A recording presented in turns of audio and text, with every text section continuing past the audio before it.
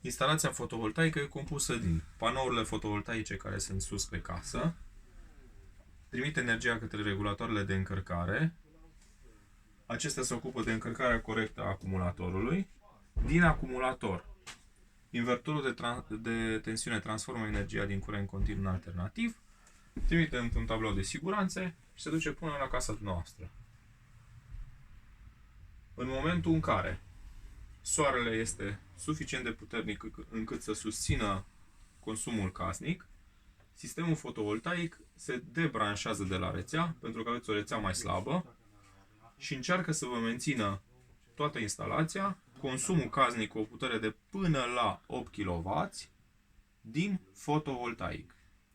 În zilele noroase, în zilele cu consum mare, unde consumați mai mult decât sistemul poate să producă, sistemul este programat să se conecteze la rețea, AC input, da? În momentul de față avem tensiune pe baterie 58V. Aceasta se va menține deconectată de la rețea, datorită acestei tensiuni, până la 48/4. Aici setăm noi dacă vrem mai sus sau mai jos, în funcție de cât de aveți nevoie dacă apar întreruperi de tensiune. Sub pragul de 48/4, sistemul nu se conectează la rețea.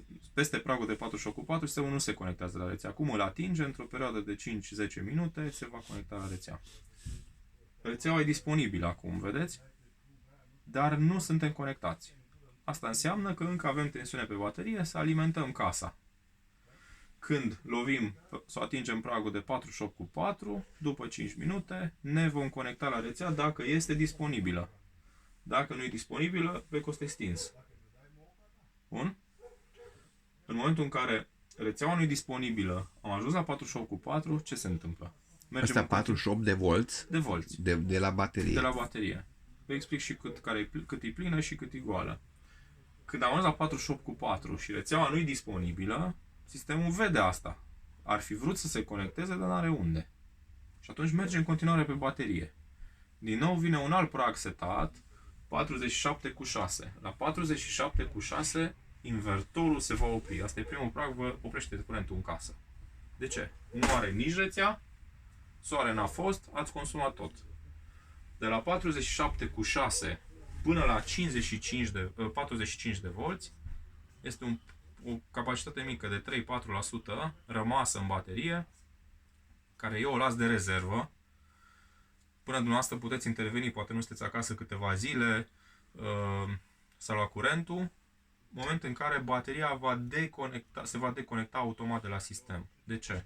Sub 45 de volți, bateriilor cu litium nu le mai place să funcționeze. Pragul critic e la 42, dar între 44/8 sau 45 și 42 mai sunt 1-2%. Foarte puțin. Iar BMS-ul intern poate să consume bateria într-o săptămână și ajungem la 42 de volți. Atunci lăsăm 2-3 în plus, în total o să fie vreo 5%, oricum fabrica pune un pic mai mult în baterie decât cât o cumperi, de 9,2 kWh, să avem disponibil de rezervă în cazuri neprevăzute. Acum e mai complicat când se ia curentul, că nu știți că s-a luat curentul. Nu am, să zicem, nu știu ce s-ar putea face. Se pune un releu și releul respectiv să aprindă un bec roșu. Dacă deja ai becul roșu, că poate stăți în casă și nu-l vedeți, știți? Bun. Și atunci, lucrurile pe care trebuie să le știți. Sistemul funcționează automat, n-aveți treabă cu el. Se încarcă bateria, vedeți, ori aici la out, da? Tensiunea pe baterie, sau pe afișaj, până la 59 de volți. Când este 100% încărcată, veți vedea și pe LED-ul de stare, state of charge, 100%, da? La 59 de volți, 48/4, suntem undeva la 90% descărcați. Deci mai avem 10% liberi.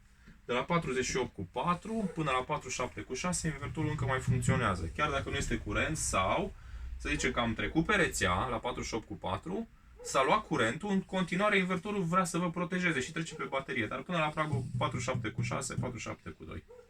În momentul în care se stinge tot. Da. Dacă centrala, de exemplu, e cu foc, dumneavoastră puteți veni și spuneți: ok, vreau să mai funcționez câteva minute, vă mai dă vreo 5 minute de energie, dar în continuare scădeți pragul și iară se va opri. Asta în cazul în care nu este soare. Da. Cam atât. Acum opriți și vreau să-mi spuneți ce ați înțeles.